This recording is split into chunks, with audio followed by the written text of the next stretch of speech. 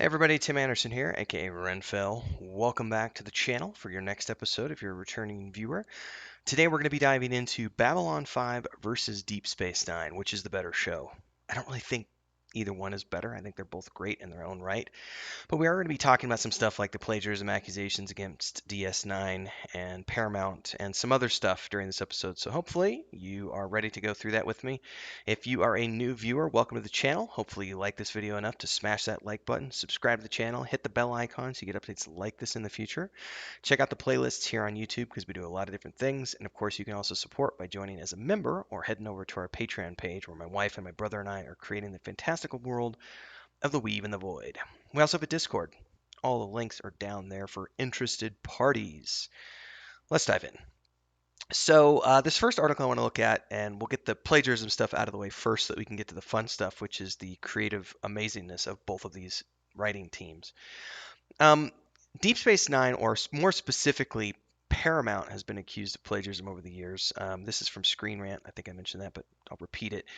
During the pitch, because Straczynski was pitching Bab 5 to a variety of different outlets, including Paramount. During the pitch, he gave Paramount reference material, including a show Bible, which they kept even after rejecting Bab 5. Not long after that, they began to develop Deep Space Nine, which by the time show details began to surface, similarities led Straczynski to speculate that Paramount had used his Bible while developing the new series.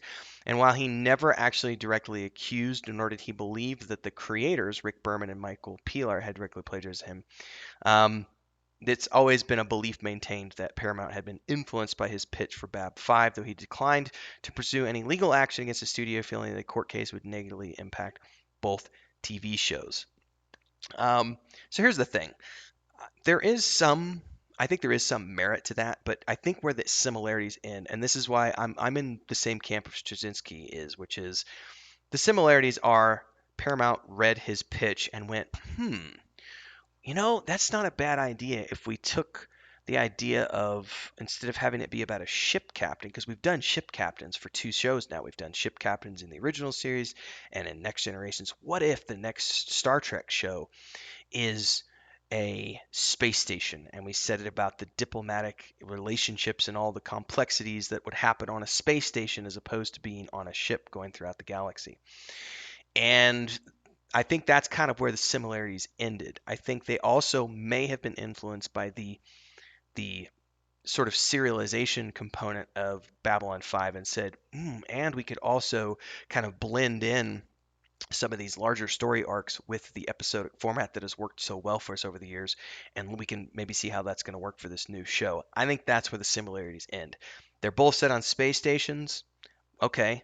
One could also say Star Trek versus Star Wars. They're both set in space.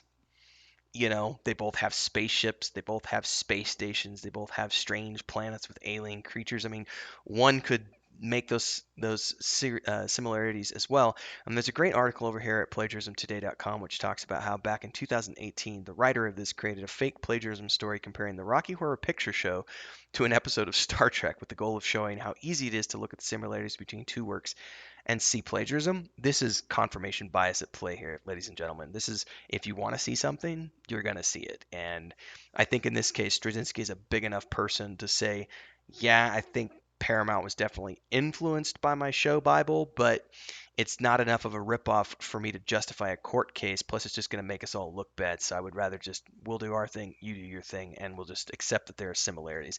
Happens in songwriting all the time. Look at all the Viking shows that are coming out. They're all based on Ragnar Lothbrok, but you don't have like Netflix accusing History Channel or accusing whatever. It is what it is. Also, and this article talks about this, the differences between the two shows are so vast. Like, it really just comes down to them both being set on a space station with a captain dealing with diplomatic stuff. That's about it. Because Babylon 5 is very much a dystopian science fiction show versus Star Trek, which is very much a hopeful utopian show, even though they did have some bleak moments during Deep Space Nine with like the Dominion War and the conflict between the Bajorans and the Cardassians. But there's so much more going on here. And somebody even talked about this over at denofgeek.com. There's a great article on how Babylon 5 made Star Trek better um, because of the fact that it had, serialized storytelling, and other things that kind of made Paramount look at what they had been doing with Star Trek over the years and say, maybe we could do this. And I think that definitely made Deep Space Nine a better show. So let's take a step back now and we'll talk about Babylon 5 versus Deep Space Nine. Which one is the better show?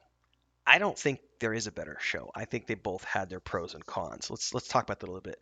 For me, I think Babylon 5 is always going to win out as the storytelling um, victor here, especially if you look at seasons 2, 3, and 4 when Straczynski wrote like something like 98% of the episodes.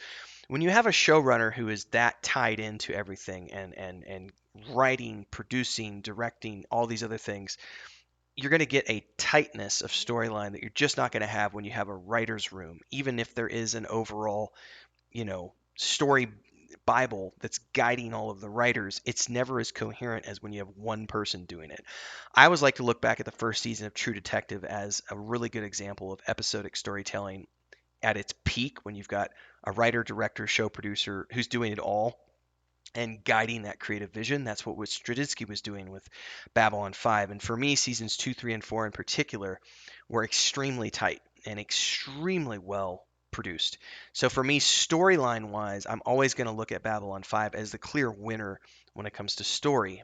But Deep Space Nine had better special effects. It had more polish. It had, I think, more humor in my mind, especially dealing with the Ferengi and some other stuff. But it also had some very complex storytelling going on as well, with the Cardassians versus the Bajorans, the Dominion War, and everything. Also, having Ron Moore, as he was getting going as a writer, creating this huge mythology arc for the Klingons that didn't exist prior to Deep Space Nine. All of those things helped set the stage for what was going to come later on in Star Trek history. And so I think there's a lot of good storytelling that happened in Deep Space Nine as well.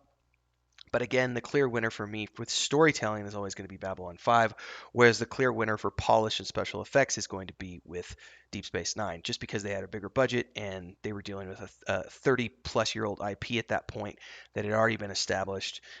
So it was a lot easier for them to take the money they had already made, and we've already got the costumes, we've already got the lore and everything else, whereas Straczynski was sort of building up from the ground and going from there.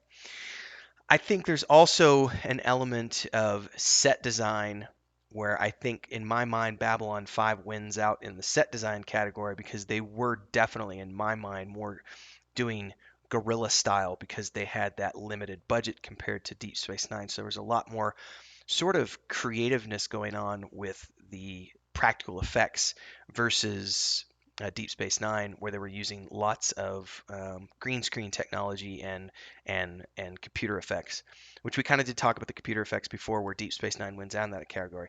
But in my mind, that led to better, and maybe it might not be that it's better per se. It's just my personal preference. I liked the grittiness of Babylon 5 as a space station as opposed to the polished aspects of the Deep Space Nine platform. Because Deep Space Nine, everything was glossy, they didn't have a lot of grittiness going on. Whereas going over to Babylon 5, you definitely felt like it was kind of, it was sort of like the underbelly. You had like the diplomatic part of the station with the officers and everything else. And then by the time you got down to the bars and the cantinas and the markets and everything else, it was just definitely kind of, ooh, I might get pickpocketed here. And that did not exist per se in Deep Space Nine to the same level that it did in Babylon 5. So a lot of pros and cons for either storyline here. I don't think there's a clear winner at the end of the day for either one of these. I think they're both great shows. I think that Deep Space Nine, and I've talked about this in another episode, Deep Space Nine is my favorite Star Trek for all of the reasons that I talked about in that episode and all the reasons that I talk about in this show, in this episode. That's why I like Deep Space Nine more out of all of the other shows. Now I'm beginning to feel very strongly about Star Trek Discovery and Picard, and now we have New Worlds coming out, Strange New Worlds with Anson Mount. Loved Hell on Wheels, etc. We're going to see how Star Trek continues to evolve. But Babylon 5 being the show that it is, I've covered that in an episode. At the end of the day, I think both of these are great science fiction shows They are similar in some fashion, but I think they're both separate and unique. And I think you should take the time to watch them both if you haven't already. And let me know your thoughts below. I'd love to hear everything you think about these shows. Don't forget, if you like this video, smash that like button, subscribe to the channel, hit the bell icon, all those good things. And hopefully you'll stick around for the next episode when they go live. And if you want to support the channel, don't forget you can join as a member. You can also head over to our Patreon page where my wife and I and my brother are building the world of the Weave and the Void. You can check that out. Links are down there. Hopefully, we'll see everybody over there as well as in Discord. Until next time, stay safe, everybody.